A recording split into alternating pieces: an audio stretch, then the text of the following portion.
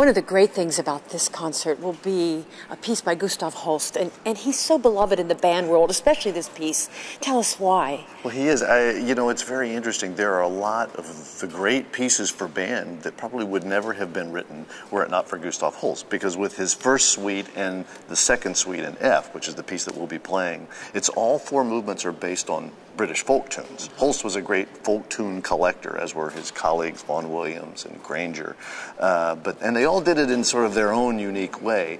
But in this particular piece, he sets 9 different folk tunes over the course of the 4 movements, and it's a really just a brilliant orchestration for wind band.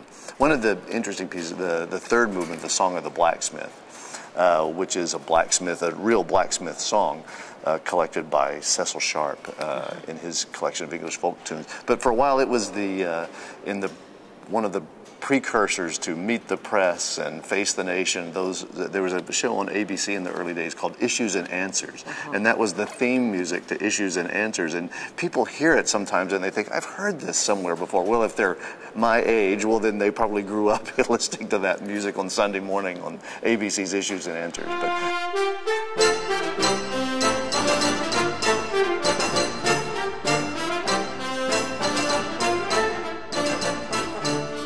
Hear the suite, it's going to be a little hard for them not to contain themselves and start singing along. Why will that be?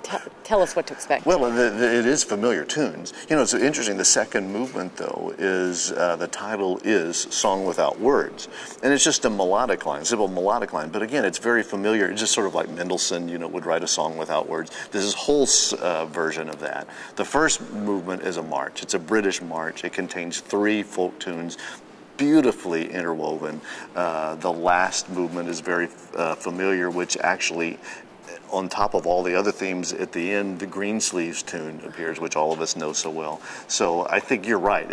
People, almost every moment, well, I know that tune, I know that piece, I know that, I've heard that before. So that's going to continue to go throughout the performance, I think. And yet so cleverly and beautifully and seamlessly woven together. Well, that was the genius of Holst, absolutely. The man who brought us the planets also brought us this.